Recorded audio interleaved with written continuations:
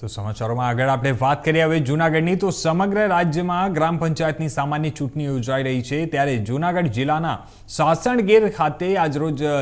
યોજાઈ રહેલી ગ્રામ પંચાયતની ચૂંટણીમાં 2 ઉમેદવારો સરપંચ પદ માટે ચૂંટણી લડી રહ્યા છે ત્યારે સાસણગીર ખાતે વહેલી સવારથી જ મતદાન કેન્દ્રો પર મતદારોની ભારે ભીડ જોવા મળી રહી છે અને લોકોમાં મતદાનને લઈને ખૂબ જ ઉત્સાહ પણ જોવા મળી રહ્યો છે ત્યારે સવારના 7 વાગ્યાથી સાંજના 6 વાગ્યા સુધી બેલેટ પેપર પર મતદાન કરવામાં આવશે ત્યારે સાસણગીર સમગ્ર વિશ્વમાં સુપ્રસિદ્ધ પર્યટન સ્થળ તરીકે જાણીતું હોય છે અને અહીંયા 15 જૂનથી 16 ઓક્ટોબર સુધીના 4 મહિનાના રોજગારી માટે સ્થાનિક લોકોને સમસ્યાઓ થતી હોય છે આ ઉપરાંત રોડ રસ્તા લાઇટ પાણી જેવા સ્થાનિક મુદ્દાઓને ધ્યાનમાં રાખીને મતદારો છે તે મતદાન કરી રહ્યા છે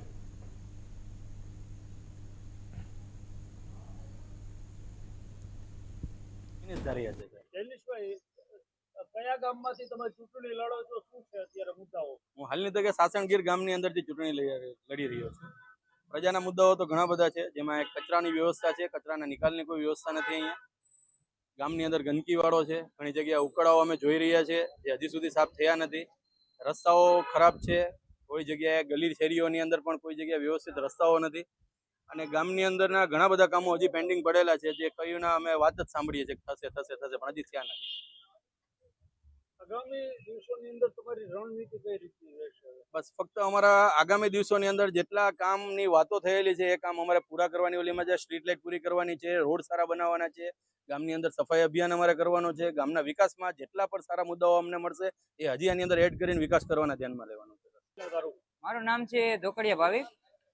ભાવિકભાઈ, તમે સાસણ ગામના વતની છો. સાસણ ટુરિઝમ પોઈન્ટ છે. કયા મુદ્દાઓને ધ્યાને રાખીને તમે આજે મતદાન કરો છો? આ મુદ્દાઓમાં તો બહુ ખાસ એટલા મુદ્દા નથી પણ મુદ્દાઓમાં કેવું છે કે જ્યારે ટ્રાફિકનો રસ થાય છે અહીંયા ત્યારે થોડીક ટ્રાફિક વ્યવસ્થાની છે. બીજા નંબરમાં ગામમાં વેસ્ટેજ વોટર મેનેજમેન્ટ નથી એનો એક મુદ્દો છે અને એવા બધા મુદ્દાઓને ધ્યાનમાં રાખીને આપણે અહીંયા મતદાન માટે અત્યારે આપણે ઉપસ્થિત થયેલા છે અને બીજા ઘણા બધા કારણો છે જેમ કે કોઈ અહીંના વતની હોવા છતાં અમુક લોકોને રોજગારી નથી મળતી તો એ વસ્તુને એ પ્રોબ્લેમને સોલ્વ કરવો જોઈએ એ જોઈને આપણે મતદાન કરવા માટે આવ્યા છીએ. રોજગારીની વાત કરો છો તો ચોમાસાના 4 મહિના અહીંયા રોજગાર બંધ રહેતો છે એને લઈને તમે 15 જૂનથી લઈને 16 ઓક્ટોબર સુધી મેજોરિટી લોકોને એવું જ લાગે છે કે સફારી અત્યારે બંધ છે તો એ સફારીના ધ્યાનમાં રાખીને કોઈ એવી વસ્તુ કરવી જોઈએ કે જે બાકીના જે 4 મહિના લોકો બેસે છે એ બેસે નહીં અને એમાં પણ જે લોકો રોજગારી નથી મળતી એને પણ મળવી જોઈએ એવું આપણે ધ્યાનમાં રાખીને મત કરવા માટે છે.